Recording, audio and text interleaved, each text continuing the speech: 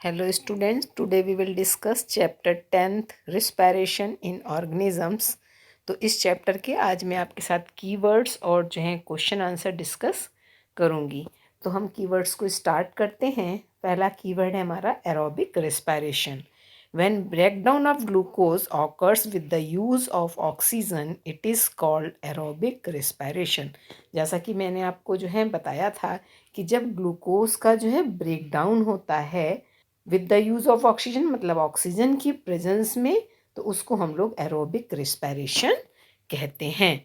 अब हमारा नेक्स्ट है एनारोबिक रिस्पायरेशन। बिल्कुल एरोबिक रिस्पायरेशन का जो है उल्टा है। इसमें जो है ग्लूकोज का ब्रेकडाउन होता है लेकिन उसमें ऑक्सीजन की प्रेजेंस नहीं होती है। Food can also be break down without using oxygen, मतलब फूड का जो ब्रेक डाउन हो रहा है वो ऑक्सीजन उसमें जो है यूज़ नहीं हो रही है, और ऐसे रेस्पायरेशन को हम लोग एनारोबिक रिस्पायरेशन कहते हैं। अब हमारा थर्ड है ब्रीथिंग रेट।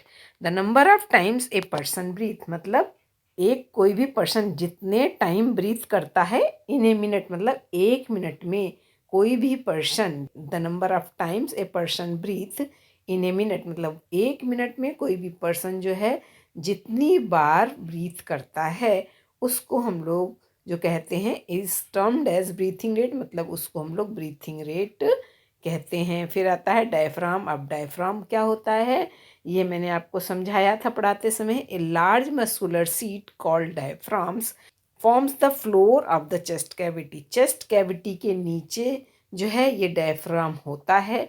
ये एक लार्ज मस्कुलर सीट है और ये जो है चेस्ट कैविटी के नीचे होता है। इसके बाद है cellular respiration. Cellular respiration the process of break down of food in the cells with the release of energy is called the cellular respiration। मतलब the process of break down of food, मतलब ऐसा process जिसमें कि food का break down होता है in the cell, मतलब cell के अंदर, और क्या होता है with the release of energy. और जब फूड का जो है सेल में ब्रेक डाउन होता है उस समय एनर्जी रिलीज होती है, उसको हम लोग सेलुलर रिस्पायरेशन कहते हैं। इसके बाद है exhalation. Giving out of rich in carbon dioxide is known as exhalation. Giving out of air मतलब ऐसी एयर का बाहर निकालना रिच इन कार्बन डाइऑक्साइड जिसमें कार्बन डाइऑक्साइड ज़्यादा हो, उसे एक्सहेलेशन कहते हैं। इसके बाद है gills. The respiratory organ of aquatic animals, मतलब एक्वेटिक एनिमल्स में जो रेस्पिरेटरी ऑर्गन्स होते हैं, जैसे कि अब कौन से एक्वेटिक एनिमल, जैसे कि fish that breathe oxygen dissolve in water.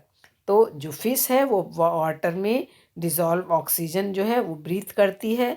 तो गिल्स क्या होते हैं the respiratory organs of aquatic animals as fish that breathe oxygen dissolve in water, जिसकी हेल्प से जो है फिश ब्रीथ करती है वाटर में घुली हुई ऑक्सीजन का। लंग्स क्या होते हैं, lungs are a pair of breathing organs. Lungs जो है ब्रीथिंग ऑर्गन्स होते हैं पेयर्स में, लोकेटेड ऑन आइदर साइड, जो कि दोनों तरफ होते हैं, चेस्ट कैविटी के दोनों तरफ होते हैं। Which removes carbon dioxide from your body, जो आपकी बॉडी से कार्बन डाइऑक्साइड को निकालते हैं, and bring oxygen to the blood, और ब्लड में ऑक्सीजन को लाते हैं। तो ये लंग्स का वर्क हो गया। फिर होता है inhalation. The taking of air rich in oxygen into the body, body में ऐसी एयर का ले जाना जिसमें कि ऑक्सीजन ज़्यादा हो, उसको हम लोग इनहेलेशन कहते हैं। इसके नेक्स्ट है the spiracles. Spiracles are breathing opening. Spiracles जो हैं वो ब्रीथिंग ओपनिंग होती हैं, found on the surface of insect, जो कि इंसेक्ट की सरफेस में पाई जाती हैं। इनको हम लोग स्पायरिकल्स बोलते हैं। These opening are called spiral, और ये जो ओपनिंग होती हैं इंसेक्ट में इनको हम लोग स्पायरिकल्स बोलते हैं। नेक्स्ट है trachea. Insect have a network of air. Insect में जो है एक नेटवर्क सा होता है एयर का, कॉल्ड ट्रैकी, जिसको ट्रैकी बोलते हैं, for gas exchange, gas exchange करने के लिए। Ribs are the 12 pairs of curve bones that surrounded by chest. Ribs are the 12 pairs of curve bones, मतलब रिब्स जो हैं 12 पेयर्स में होती हैं, that surrounded your chest cavity, और जो है चेस्ट कैविटी के चारों तरफ जो हैं ये सराउंडेड होती हैं। अब हमारे कीवर्ड्स जो हैं पूरे होते हैं। इसके बाद आता है एक्सरसाइज में क्वेश्चन आंसर। फर्स्ट क्वेश्चन है, why does an athlete breathe fast and deeper than usual after finishing the race. तो क्वेश्चन है हमारा, why does an athlete breathe faster, जो एथलीट होते हैं वो तेजी से क्यों ब्रीथ करते हैं, एंड डीप और deeper than usual after finishing the race, अपनी मतलब रेस पूरी करने के बाद हमेशा से ज़्यादा जो है फास्ट और डीप वो ब्रीथ क्यों करते हैं। तो आंसर है ड्यूरिंग द रन, जिस समय वो रन कर रहे होते हैं, the demand of energy he is high, उस समय उनकी जो एनर्जी की डिमांड जो है वो ज़्यादा हो जाती है, but the supply of oxygen to produce energy is limited, लेकिन जो उनको ऑक्सीजन सप्लाई हो रही है वो लिमिटेड होती है, और उससे क्या होता है जब हम ऑक्सीजन जितनी चाहिए उतनी ना मिलके हमको कम ऑक्सीजन मिलती है तो क्या हो जाती है, जो एनर्जी प्रोड्यूस हो रही है वो लिमिटेड हो जाती है। Therefore anaerobic respiration take place, और इसी के कारण जो है एनएरोबिक रिस्पिरेशन जो है होता है in the muscles cell to fulfil the demand of energy. और इस एनारोबिक रिस्पायरेशन से क्या होता है, एनर्जी की जो एक्स्ट्रा डिमांड है उसको फुलफिल करता है। आफ्टर फिनिशिंग द रेस, और रेस फिनिश करने के बाद एन एथलीट ब्रीथ फास्टर, एक जो एथलीट है वो तेजी से ब्रीथ करता है, एंड डीपर देन यूजुअल, और हमेशा से ज़्यादा तेजी से करता है, so that more energy is supply to the cell, जिससे कि ज़्यादा से ज़्यादा एनर्जी जो है सेल में सप्लाई होती है। अब हमारा सेकेंड क्वेश्चन है, list similarities and difference between aerobic and anaerobic respiration, मतलब यहाँ पे एरोबिक और इनएरोबिक में डिफरेंस बताने हैं, तो सिमिलैरिटीज और डिफरेंस जो हैं दोनों बताने हैं। तो यहाँ पे पहले हम लोग सिमिलैरिटीज देख लेते हैं। फर्स्ट सिमिलैरिटी है, in both the aerobic and anaerobic respiration, anaerobic और एरोबिक रिस्पायरेशन दोनों में ही एनर्जी का ब्रेकडाउन होता है, तो ये इसकी सिमिलैरिटीज हो गई। Both takes place inside the cell, और दोनों ही रिस्पायरेशन जो है सेल में होते हैं। बोथ प्रोड्यूस बाई प्रोडक्ट, और दोनों में ही जो है बाई प्रोडक्ट्स बनते हैं, तो ये इनकी सिमिलैरिटीज होगी। अब डिफरेंस क्या है एरोबिक और इनएरोबिक रिस्पायरेशन में, तो इसका फर्स्ट पॉइंट है, it takes place in the presence of oxygen. Aerobic में ये ऑक्सीजन की प्रेजेंस में होता है, और ये एनारोबिक रिस्पायरेशन जो है वो ऑक्सीजन की एब्सेंस में होता है।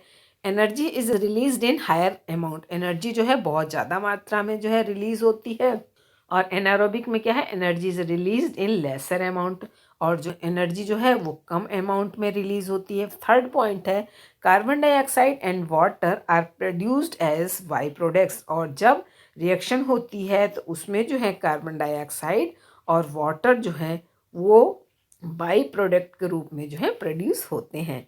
फिर थर्ड है एनोबिक रिस्पायरेशन का, carbon dioxide and alcohol are produced as by product, इसमें जो है क्या क्या बाई प्रोडक्ट बनते हैं, कार्बन डाइऑक्साइड एंड अल्कोहल इसके बाई प्रोडक्ट होते हैं जो कि प्रोड्यूस होते हैं। फिर फोर्थ पॉइंट है, it is a slow process. अब ये जो एरोबिक रिस्पायरेशन है ये बिल्कुल स्लो प्रोसेस है, और ये जो है it is A fast process. जो एनारोबिक रिस्पायरेशन है वो फास्ट प्रोसेस है। एरोबिक रिस्पायरेशन के एग्जांपल हैं एनिमल, प्लांट, और एनारोबिक के हैं ईस्ट, बैक्टीरिया, ह्यूमन सेल्स। इसके बाद का नेक्स्ट क्वेश्चन देखते हैं, थर्ड वाला, why do we often sneeze when we inhale a lot of dust laden air. Why do we often sneeze, मतलब हम जो है अक्सर जो है स्नीज करते हैं, when we inhale a lot of dust, जब हम आसपास जो है बहुत ज़्यादा डस्ट हो जाती है एयर में, उस समय हम जो है स्नीज करते हैं। तो इसका आंसर है, sneezing expel the foreign particles. Sneeze जो है, जो हमारे नोज में जो फॉरेन पार्टिकल्स हैं वो जो है जब स्नीजिंग होती है किसी को, तो जो फॉरेन पार्टिकल्स हैं वो एक्सपेल मतलब बाहर निकल जाते हैं फ्रॉम द इनहेल एयर, जो हम एयर अंदर ले जाते हैं उससे वो बाहर निकल जाते हैं, so that only clean air enters our body. ऐसा करने से क्या होता है, हमारी बॉडी में सिर्फ क्लीन एयर जाती है। It is usually occurs because of the irritation. अब ये जो है ये कब होता है, जब हमारी नोज में जो है एक तरह का इरिटेशन होता है डस्ट वगैरह के कारण। इन द अपर ब्रीथिंग पैसेस, ऊपर की तरफ जो ब्रीथिंग पैसेस होते हैं वहाँ पे इरिटेशन होने में जो है स्नीजिंग आती है। This irritation happens when we inhale some unwanted particles. और ये जो इरिटेशन है वो कब होता है? इनहेल सम, जब हम किसी भी अनवांटेड पार्टिकल्स को इनहेल कर लेते हैं तब ये इरिटेशन होता है। सम dust, pollen etc. are some of the unwanted particles that may cause sneezing. Some dust मतलब जो उसमें जो हम स्नीज कर रहे हैं उसमें कुछ डस्ट होती है, पॉलेंस एक्सेट्रा होते हैं, are some of the unwanted particles. और इस तरह से ये कुछ अनवांटेड पार्टिकल्स हैं दैट में कॉज स्नीजिंग, जिसकी वजह से स्नीजिंग आती है। फिर फोर्थ क्वेश्चन है टेक 3 टेस्ट ट्यूब। आपको क्या करना है? 3 टेस्ट ट्यूब लेनी है, फिर 3/4 ऑफ ईच विथ वाटर। और तीनों में क्या कर देना है? 3/4 उसमें वाटर भर देना है और उसको ABC नाम दे देना। जैसे कि मैं यहाँ पे अगर बना के बताऊँ तो ये मान लीजिए हमने क्या करा, 3 टेस्ट ट्यूब ले ली और इनको हमने क्या नाम दे दिया? A, B एंड C का। तो ये आपकी एक्टिविटी है। और उन तीनों में जो है हमने क्या करना है, तीनों टेस्ट ट्यूब में इनमें 3/4 जो है वाटर ले लेना है। Keep a snail in test tube A. और टेस्ट ट्यूब ए में क्या करना है? एक स्नेल को रखना है। A water plant in test tube B. और जो वाटर प्लांट है उसको टेस्ट ट्यूब बी में रखना है। And in C keep snail and plant both. और सी वाले में जो है स्नेल और वाटर प्लांट दोनों को रखना है। तो which test tube would have the highest concentration of carbon dioxide? तो किस टेस्ट ट्यूब में कार्बन डाइऑक्साइड की जो है हाई सबसे ज़्यादा कंसंट्रेशन देखने को मिलती है?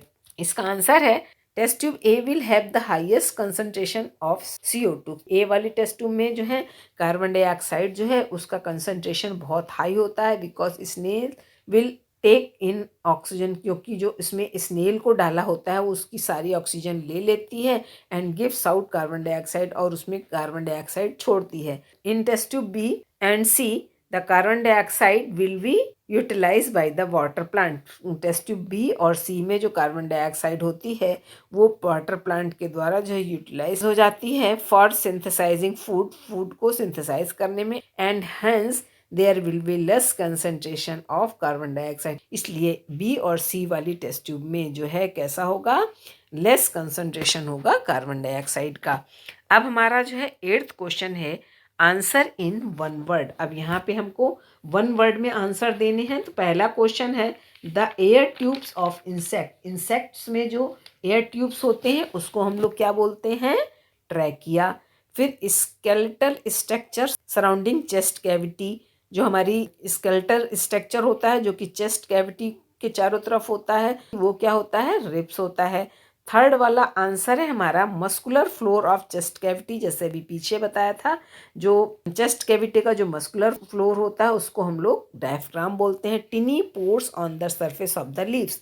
लीव्स की सरफेस में जो छोटे छोटे पोर्स होते हैं, छेद होते हैं, उनको स्टोमेटा बोलते हैं। Small opening on the side of the body of an insect. Insect की साइड में, बॉडी में जो ओपनिंग होती हैं उनको क्या बोलते हैं? स्पाइरकल्स। फिर 6 है respiratory organs of human beings. Human beings के जो रिस्पायरेटरी ऑर्गन्स होते हैं उनको क्या बोलते हैं? लंग्स। फिर 7th है the opening through which we inhale. मतलब जो ओपनिंग होती है जिससे कि हम लोग इनहेल करते हैं वो क्या होती है? नॉस्ट्रिल। फिर 8th है एनएरोबिक ऑर्गेनिज्म। एक एनारोबिक ऑर्गेनिज्म क्या होता है? उसका जो एग्जाम्पल क्या हो जाएगा? East. An organism with tracheal system. एक ऐसा ऑर्गेनिज्म जिसमें कि ट्रैकियल सिस्टम पाया जाता है, उसका आंसर हो जाएगा आंट। अब इसके बाद एक्स्ट्रा क्वेश्चन है, फिलअप्स यहाँ पे दिए हुए हैं। Lactic acid is produce during. Lactic acid कब प्रोड्यूस होता है? ये लेसन को पढ़ाते समय मैंने आपको बताया था, एनारोबिक रिस्पायरेशन के समय। इसके बाद है intake of oxygen rich air is called. मतलब ऐसी एयर को इनटेक करना जिसमें ऑक्सीजन ज़्यादा हो उसको हम लोग क्या बोलते हैं? इनहेलेशन। फिर exhaled air is rich in. जो एयर हम बाहर निकालते हैं वो उसमें क्या ज़्यादा होता है? Carbon dioxide. फिर है muscles cramps are caused due to the. अब जो मसल्स क्रम्स पड़ जाते हैं बॉडी में वो किसके कारण पड़ते हैं? Accumulation of lactic acid.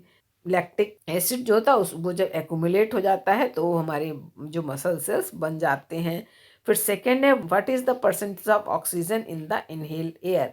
जो एयर हम लोग इनहेल करते हैं उसमें उसका क्या परसेंटेज होता है? तो आंसर आ जाएगा 21। Why we should eat regularly, हम लोग जो है रेगुलरली क्यों ईट करते हैं, क्यों खाना खाते हैं। The food has stored energy, जैसा हमको पता है कि फूड में जो है एनर्जी स्टोर होती है, which is released during respiration, जो कि रिस्पायरेशन के समय जो है रिलीज होती है। दस वी शुड ईट रेगुलरली, इसीलिए हम लोगों को डेली खाना चाहिए। फिर फोर्थ क्वेश्चन है, what happen to the air we breathe in, जो एयर हम ब्रीथ करते हैं उसका क्या होता है। The air we breathe in transported to every part of the body, जो एयर हम ब्रीथ करते हैं वो हमारी बॉडी के हर पार्ट में जो है वो पहुंचा दी जाती है, transported to every part of the body and ultimately it is transported to the cell, और अल्टीमेटली ये फिर कहाँ पे चली जाती है, बाद में सेल में चली जाती है। In the cell oxygen in the air helps in the break down of food, अब सेल में क्या होता है, in the cell oxygen in the air, अब ऑक्सीजन क्या करती है एयर में, helps in the break down of food, food को ब्रेक डाउन करने का काम करती है सेल्स में, एंड रिलीज एनर्जी, और एनर्जी रिलीज करती है। ऐसे रिस्पायरेशन को हम लोग सेलुलर रिस्पायरेशन कहते हैं। तो अब ये जो है हमारे अभी यहाँ पे जितने भी क्वेश्चन थे वो हम लोगों ने अभी इस चैप्टर के डिस्कस कर लिए। अभी आपको अगर कहीं पे भी कोई प्रॉब्लम लगती है तो वो आप मेरे साथ डिस्कस कर सकते हैं। सारे कीवर्ड्स और सारे क्वेश्चन आंसर जितने भी एक्स्ट्रा क्वेश्चन थे वो मैंने आपके साथ इस चैप्टर के डिस्कस कर लिए हैं। सभी कीवर्ड्स को, क्वेश्चन आंसर को अच्छे से पढ़िएगा और लर्न करने की कोशिश करिएगा, और कहीं पे भी कोई प्रॉब्लम लगती है तो वो आप मेरे साथ डिस्कस कर सकते हैं। Thank you.